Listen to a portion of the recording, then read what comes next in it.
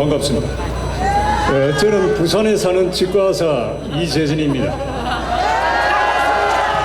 저는 2002년 12월 19일 날 노무현이가 전자개표기로 부정선거로 당선되고 난 직후부터 지금까지 중앙선관위와 개표 문제로 싸우고 있습니다.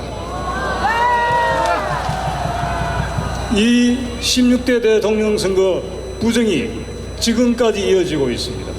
그래서 이 나라가 이렇게 어지러운 겁니다. 나는 여러분들에게 감정적 선동을 시키려고 온 것이 아니고 이성적 분노를 심어주기 위해서 온 것입니다.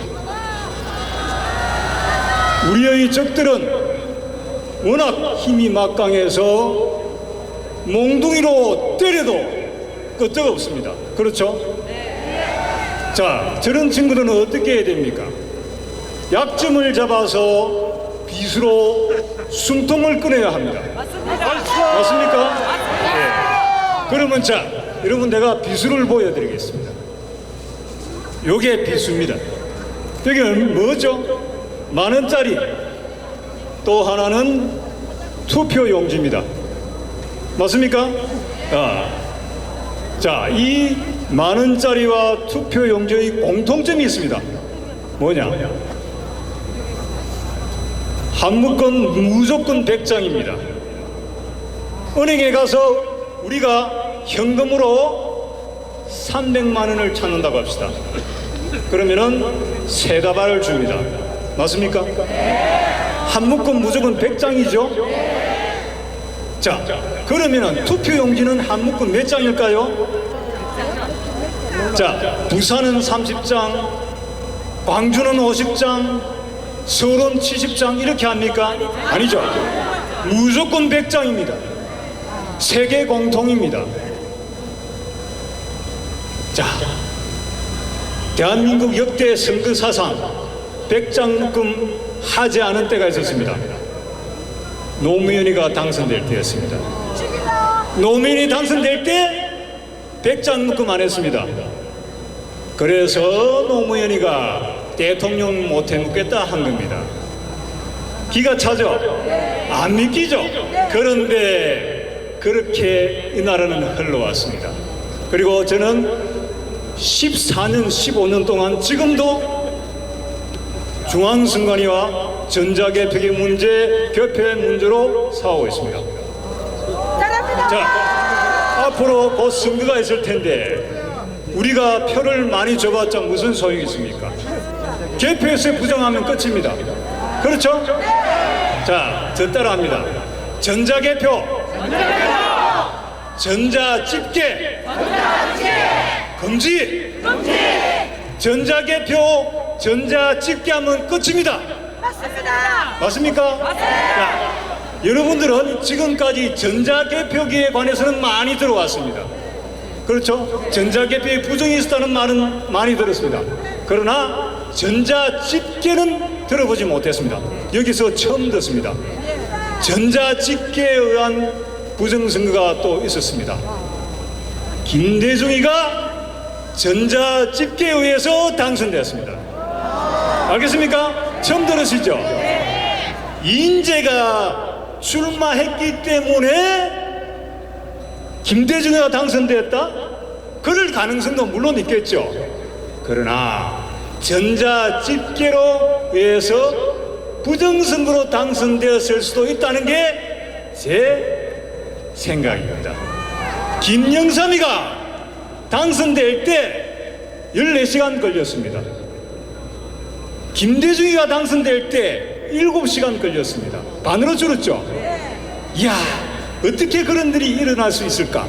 전자집계로 했습니다. 영삼이가 5.18을 민주화로 만들어줬습니다. 그렇다면 김영삼은 김대중과 이해창 중에서 누가 당선되기를 원했을까요? 김대중이가 당선되기를 원했겠죠. 자, 전자집계로 하면 부정이 가능합니다. 기가 찰 것이죠. 그런데 전자집계로 부정선거하다가 또 뽀록이 났습니다. 노무현이가 대통령 되고 나서 그때도 탄핵이 있었죠. 탄핵에 의해서 분노를 느낀 국민들이 여러 당에 표를 엄청나게 줬다. 진짜였을까요? 저는 그렇게 생각하지 않습니다. 뭐냐? 자, 우리가 선거를 하는 데 있어서 예측하고 최종 집계하고 100% 같을 수 있습니까? 없습니다. 그런데 17대 총선 때 0.01%까지 예측조사가 맞았습니다. 그 당시에 예측조사가 한나라당이 35.77%라고 예상을 했습니다. 최종 집계가 얼마였을까요? 35.77% 나왔습니다. 이야, 세상에 귀신이 고칼 노릇입니다. 민주당이 7.10% 나왔습니다. 최종 집계 7.10%. 그럼 여러분한테 문제를 냅니다. 여루당이 예측조사에 38.27% 나왔습니다. 최종 집계 얼마 나왔을까요?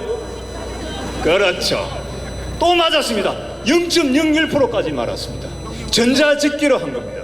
전자집계로 하면 그렇게 맞습니다. 자, 이 자료가 나는 어디서 발견했냐? 조선일보에서 발견했습니다. 조선일보에서 2004년 4.15 총선 때 예측조사와 최종집계를 파일로 만들었습니다. 그래서 제가 그걸 가지고 지금까지 소송을 계속 해오고 있습니다. 그래서 소송 자료로 냅니다. 기가 찰 노릇이죠. 판사가 깜짝 놀랍니다. 아니, 이럴 수가 있나? 이게 부정선거 맞네. 그래서 저한테 유리하게 선고를 하려고 하다가도 못합니다. 왜? 지가 한 짓이거든. 선관위원장들이 다 판사들입니다, 여러분. 요번에 이정미 판사입니다. 선관위원장 출신입니다. 이 나라 사법부가 곧 중앙선관위입니다. 저는 중앙선관위하고 지금도 소송하고 있습니다. 10몇 년 동안 계속 소송합니다. 그런데 계속 집니다. 왜 질까요? 요놈이 도둑놈이다 하고 내가 소송을 걸었는데 그 도둑놈이 판사로 앉아있는 겁니다. 이길 수 있습니까? 그래서 요번 선거가 너무너무 위험하다는 겁니다.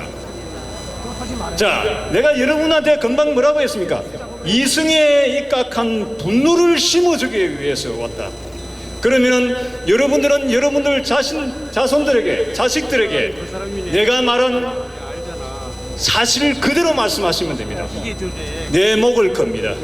나 이재진이가 2002년부터 지금까지 중앙선관위가 부정선거 못하게 막아온 그 당사자입니다. 자, 그 다음 여러분 국회 해산시키고 싶으시죠? 간단합니다. 아주 간단합니다. 가르쳐드리겠습니다.